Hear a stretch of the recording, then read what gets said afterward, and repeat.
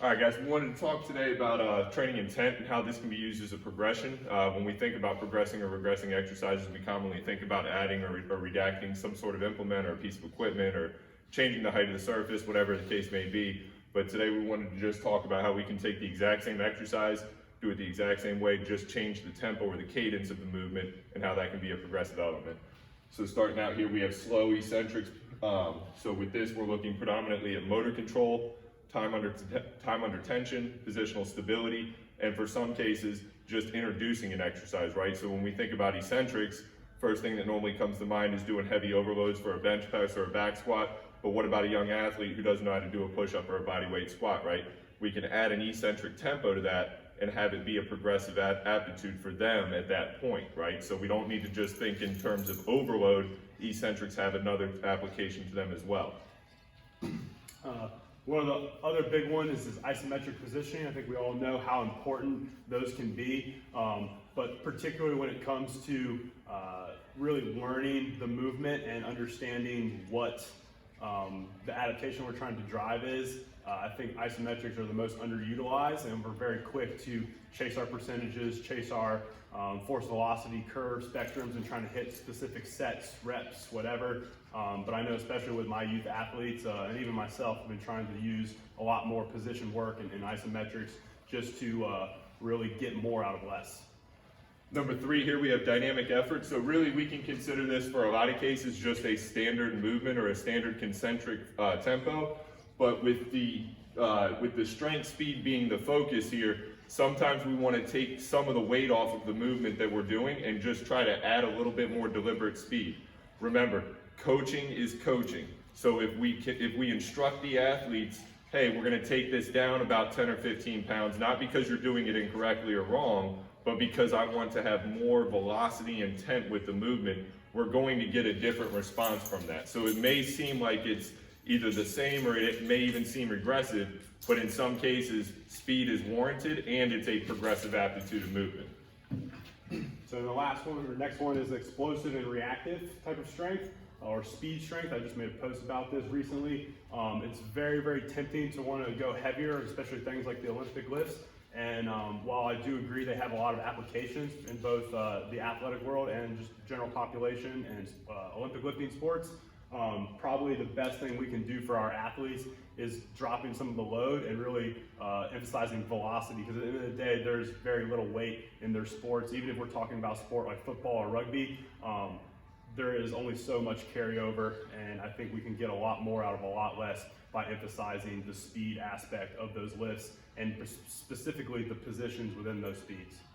And last one here to round it out, we have oscillatory, perturbative, probably spelled wrong, and unpredicted or unpredictable, right? What we're looking at here, and Tim and I have actually been working a lot on this lately over the last couple of months here. What we're looking at here is essentially real world application or real world movement in our interpretation of it. Knowing the population that we predominantly work with, a lot of their world is just unplanned, unprepared, and the terrain changes, the temperature changes, the altitude changes. So we have to consider a lot more variables than some of just the conventional sport context or applications, right? So when we think about oscillatory, we're thinking about that rhythmic rhythmic or oscillatory movement is conducive to a lot of the applications in both strength and combat, where we have unpredictable and unplanned changes. If you think about hand-to-hand combat, none of it is pre-planned, none of it is rehearsed. A lot of it is reactive. When we think about a lot of sport, right? Running back coming out of the backfield for a swing pass, when he catches the ball and turns upfield, he doesn't know what's in front of him. So a lot of the times we have to remove some of the constraints in the training room to get a more real-world application.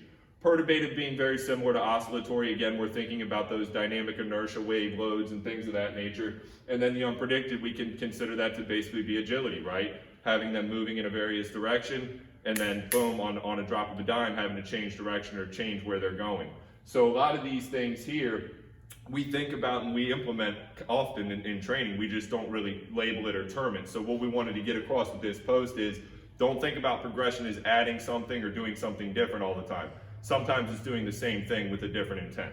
Absolutely. And then one last thing on the oscillatory stuff, coming from a motor control and a neurological perspective, I like to think of it as like a database, or a really easy example is like a light bright. If you guys used to play with those as a kid, If we are continually drilling the same movement patterns, while we will execute really good positional and technical awareness, the idea with this type of stuff is we're trying to fill out that light bright board, so that way when these unpredictable or kind of chaotic movements are encountered on sport or real world type of application, the brain and the body have a database to pull from, and that is one of the main things that's going to help somebody prevent injury, right? As much as we can try to do that. So the more information and feedback we can give somebody within a training session, probably the more application we're going to get towards that sport specific or real world type of focus. Spot on. So we're just going to check out a couple of movements here to kind of put this in action and give you Awesome. So going over our first kind of principle of intent we were talking about is that slow, eccentric motor control.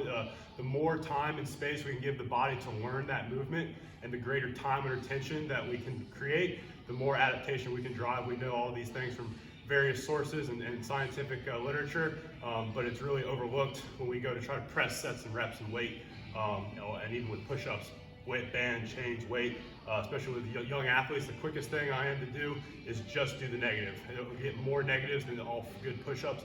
They get much more out of it. So something like a normal push-up, right, down and up, using almost that stretch shortening cycle, right? I want to try to slow that down and go torque into the ground with my hands, squeezing everything into my abdomen and glutes, and then I'm thinking about pulling down or spreading the floor apart. And you can see I'm shaking right here just from using tension and kind of my gymnastics type of principles, right? And then bracing, using that diaphragmatic tension.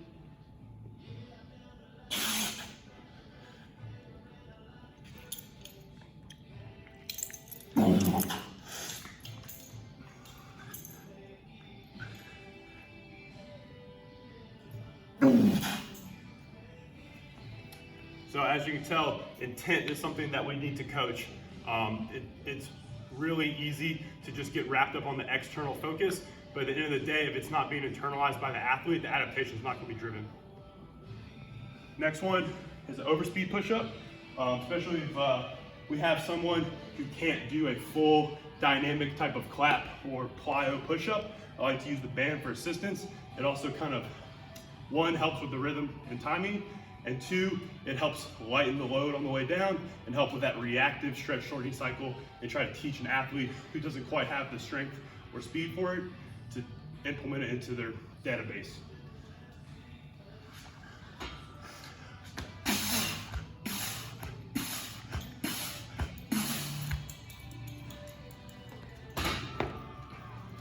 And then last one, going more for our injury prevention and kind of real world application. The shoulder has a ton of musculature surrounding a very small and complex joint. Probably one of my favorites and most utilized exercise to create that kind of chaos or perturbative type of stimulus is the band push-up. Not banding myself, but holding on to the band.